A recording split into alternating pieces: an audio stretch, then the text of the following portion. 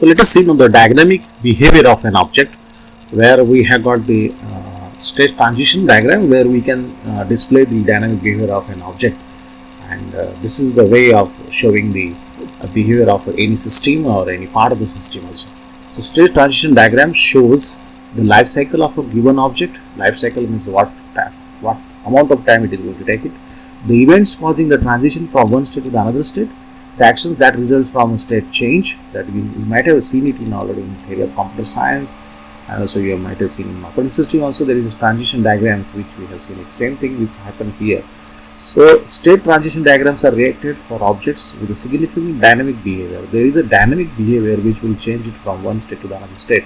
So sequence diagrams are examined to define the state chart diagram of a class.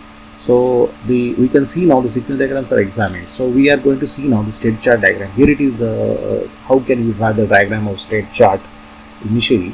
So the initial state is shown by like this round, okay, and then this is, and then states are there. States are shown the rounded shape of the rectangle.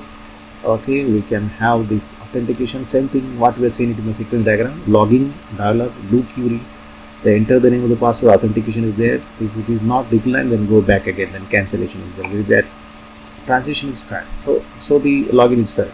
So when you get the authentication is accepted. So it is a state chart diagram for class login. So this is a state chart diagram. A final state will be here now.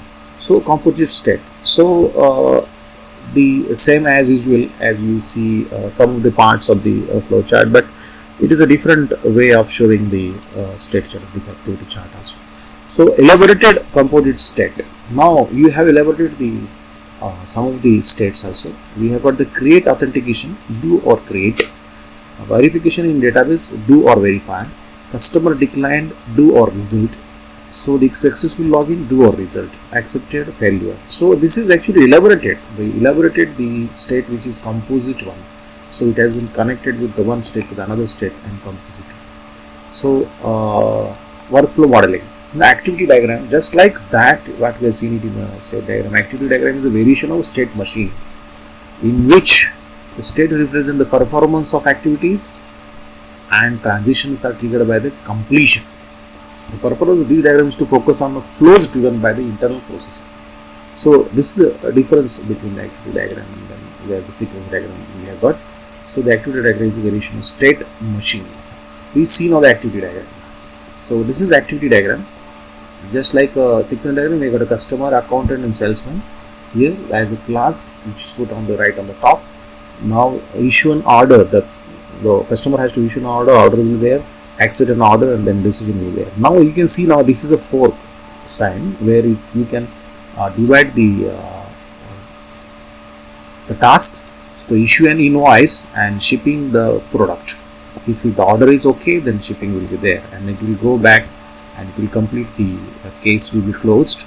So if it is accepted, the payment is there, then no problem. The payment will be there. Paying the payment will be there. So you can see now what is the task of the customers. What are the tasks of the accountant? What are the tasks of the salesman? So he has to do all these three classes has to do their activities in jointly, and it has to produce the results. So these three classes will do the object flows, and these flows will be shown. These actions may be organized into a swim lines. This is a swim lines, okay. And swim lines are a kind of package for organizing the responsibility for activities provided by the workers. So the object collaboration. Now this object collaboration diagram we can also say the structural organization. Now synchronization, imagine its return value. It has been shown by the numbers 1, 2, 3, 4 like this. And again if the sub values is there, a sub operation is there, then we can show by like this. Now 3 enter the login, register 1, and then 2 is the query. There is no any sub procedure in that. In that enter login has got the procedure 3.1, 3.2, 3.2.1, then create one. So the authentication is created. 3.1 is there. What is 3.2 now? The response will be there, and then we see now 3.2.1 login, and then 3.2.2 that is password. So these are the sub activities which are being conducted. We can see that these are the sub activities. We can see that that comes under the loop of the logging, interlogin